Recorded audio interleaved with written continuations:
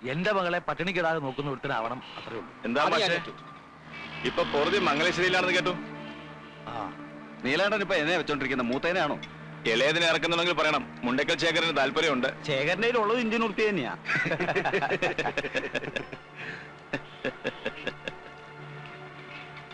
ഇതാ നാട്ടിലെ വർത്തമാനം എന്ന് വെച്ചാ ആ കുട്ടിക്ക് ഒരു ആലോചന കൊണ്ടുവരാൻ എങ്ങനാ പക്ഷെ എനിക്ക് കഴിയാ?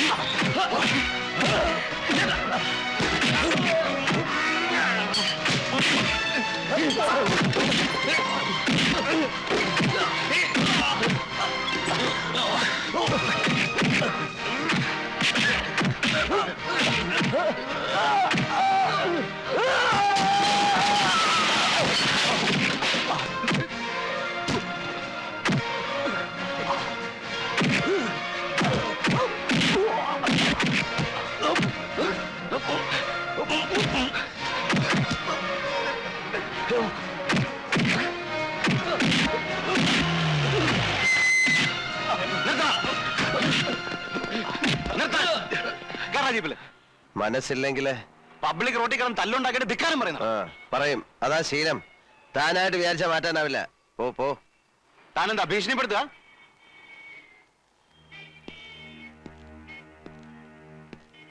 എന്റെ ഭീഷണി എന്ന് പറഞ്ഞ ചില ഊച്ചാളി രാഷ്ട്രീയക്കാരെ കൂട്ട് സ്ഥലം മാറ്റിക്കളയെന്നൊന്നാവില്ല. കൊന്നുകളയും ഞാൻ. മടിക്കില്ല കേട്ടോ.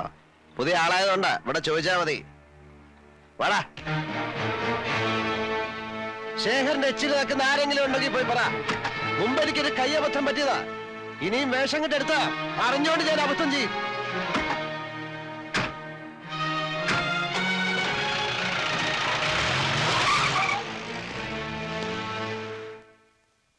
അപവാദം പറഞ്ഞില്ലെങ്കിലല്ലേ അത്ഭുതമുള്ളൂ. നീലകണ്ഠന്റെ സ്വഭാവം അത്രയ്ക്ക് പ്രസിദ്ധാണല്ലോ. അനുഭവിക്കന്നെ ദൈവനിശ്ചയായിരിക്കും.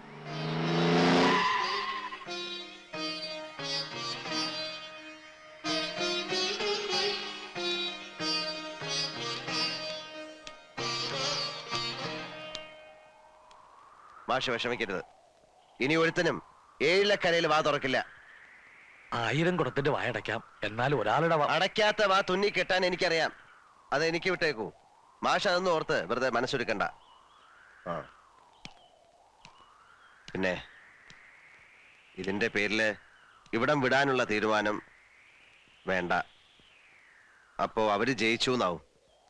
ഞാൻ കാരണം നിങ്ങളാരും തോൽക്കുന്നത് എനിക്കിഷ്ടമല്ല.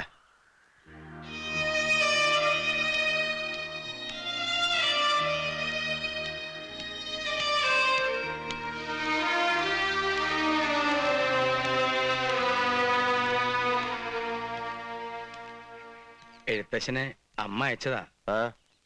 കൂട്ടിക്കൊണ്ട് ചെല്ലാൻ അയച്ചിരിക്കുന്നത്. കാണണമെന്ന് കലശലായ മോഹമുണ്ട്, അതുകൊണ്ടാ. പൊയ്ക്കോളൂ. വരില്ലാന്നറിഞ്ഞാ മനോവിഷമം ഉണ്ടാവും. മനോവിഷമം ഉണ്ടാവണ്ട, വരണുണ്ട്. നടന്നോളൂ, ഞാൻ പുറകെ എത്തി. എന്റെ ശിവനെ, ഇതെന്ത് പറ്റി? ഒന്ന് കാണാന്ന് കരുതാൻ. കാണാൻ മാത്രല്ലടോ, കൂട്ടിക്കൊണ്ടുവരാൻ കൂടാ പോണ. എന്താ ഞാൻ ഈ കേക്കണേ?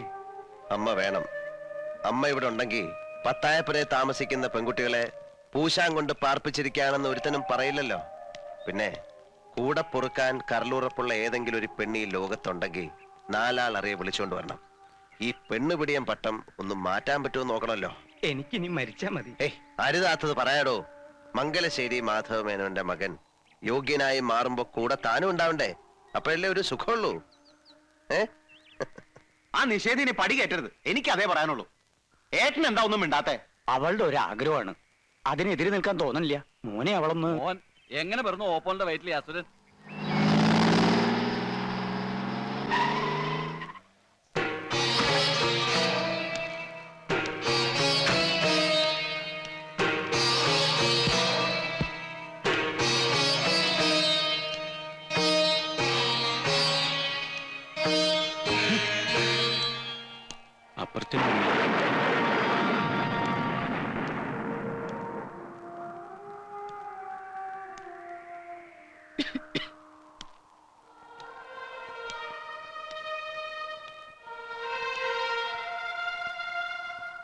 ഇരിക്കെ.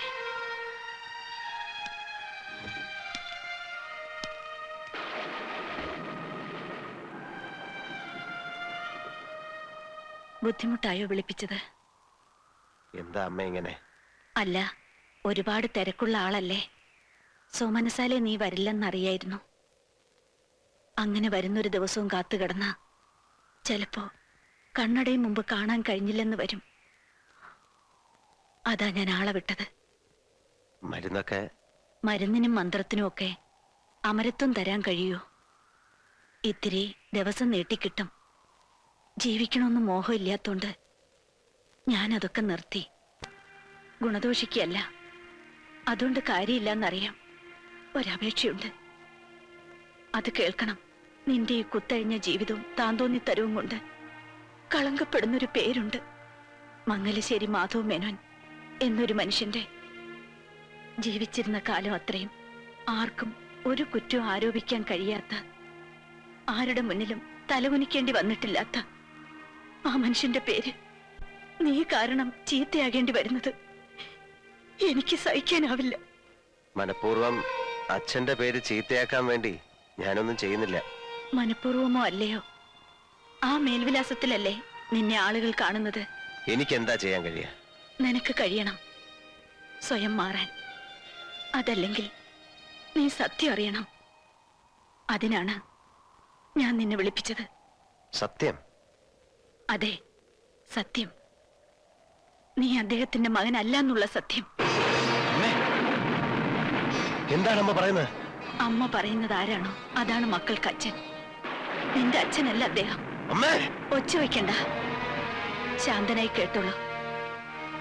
വീട്ടുകാരുടെ നിർബന്ധത്തിന് വഴങ്ങി അദ്ദേഹത്തെ വിവാഹം ചെയ്യുമ്പോൾ എന്റെ വയറ്റിൽ നിനക്ക് 2 മാസത്തെ വളർച്ചയുണ്ടായിരുന്നു. എല്ലാം ഞാൻ തുറന്നു പറഞ്ഞു. ആദ്യത്തെ രാത്രിയിൽ പടിയിറക്കുമെന്ന് കരുതി തന്നെയാണ്, അതാഗ്രഹിച്ചു തന്നെയാണ്.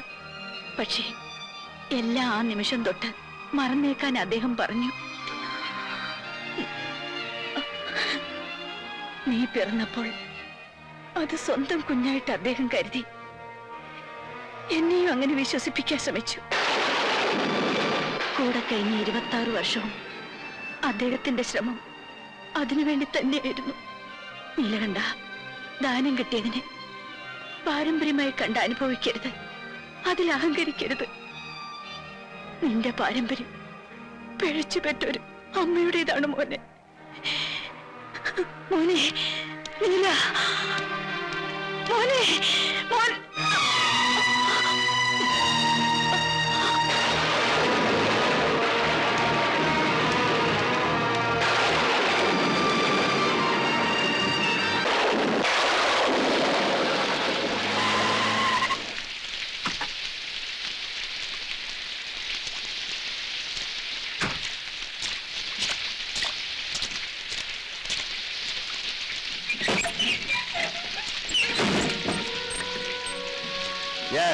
ഞാനൊരു പിഴപ്പ് പറ്റവനാണല്ലേ?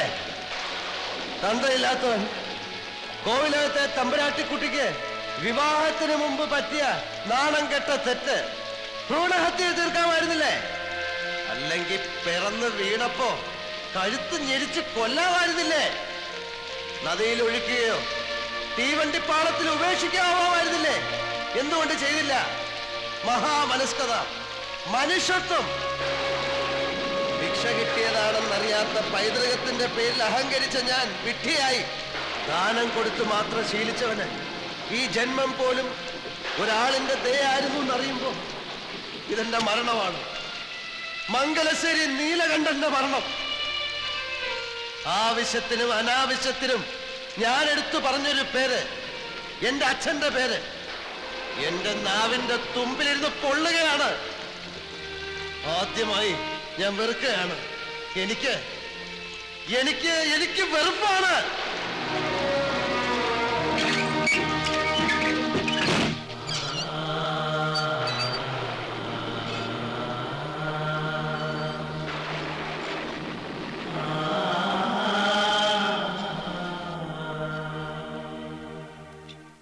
ഇതെന്താ പറ്റിയേ? എന്തെങ്കിലും ഒന്ന് പറഞ്ഞില്ല. എന്നെ ഒന്ന് വഴക്ക് പറയെങ്കിലും ചെയ്യ്. വരേ. ആരാ അത്? ഓഹോ അതപ്പൊ നന്നായത്. എന്ത് പറ്റി നീല? താൻ ചോദിച്ചതിന് ഉത്തരം പറയും. ആരാ അത്? ഇതെന്താ എന്റെ നീല? അച്ഛന്റെ പടം നോക്കിയിട്ട് ആരാണ് ചോദിച്ച? അച്ഛൻ. അമ്മ മക്കളോട് ആരെ ചൂണ്ടി അച്ഛനെന്ന് പറയുന്നോ അവരാണ് മക്കൾക്ക് അച്ഛൻ. അപ്പൊ ആരല്ലെന്ന് പറയുമ്പോ ആരാണെന്ന് പറയാൻ അമ്മയ്ക്ക് കഴിയണം. എനിക്കത് അറിയണം. അറിഞ്ഞേ പറ്റൂ. എന്താ നീല അത്? എന്താ പറയണേന്ന് ഓർമ്മയുണ്ടോ? അതെ വാര്യരെ, ഞാൻ പിഴച്ചു പറ്റാനാ. പുറം ലോകത്തിന്റെ മുന്നിൽ എന്റെ അമ്മയുടെ മാനം കാത്ത വലിയ മനുഷ്യനെ കണ്ടില്ലേ? പോവാ, പറഞ്ഞു നിർത്തിയിടത്ത് നിന്ന് ബാക്കി കൂടി കേൾക്കണം. അമ്മയുടെ വായിൽ നിന്ന് അറിയണം ആരാണ്. ദിവ്യഗർഭം സമ്മാനിച്ച മഹാത്മാവ് ആരെന്നറിയണം. ജീവിച്ചിരിപ്പുണ്ടെങ്കിൽ ചെന്ന് കാണണം. അല്ല, മരിച്ചു പോയെങ്കിൽ തർപ്പണം നടത്തണം.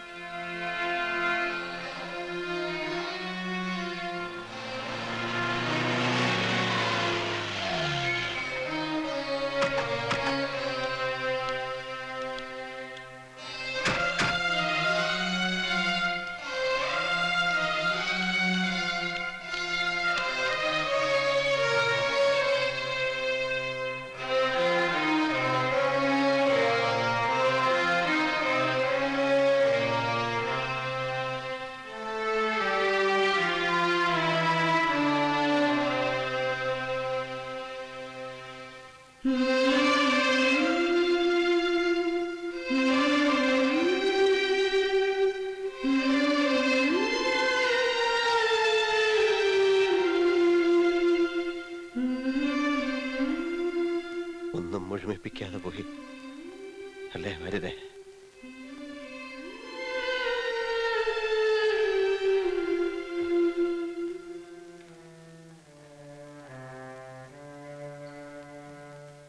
വെളുപ്പിന് ഒരു 4 മണി കൊണ്ട് അടുപ്പിച്ചായിരിക്കും വേദന വന്നത്.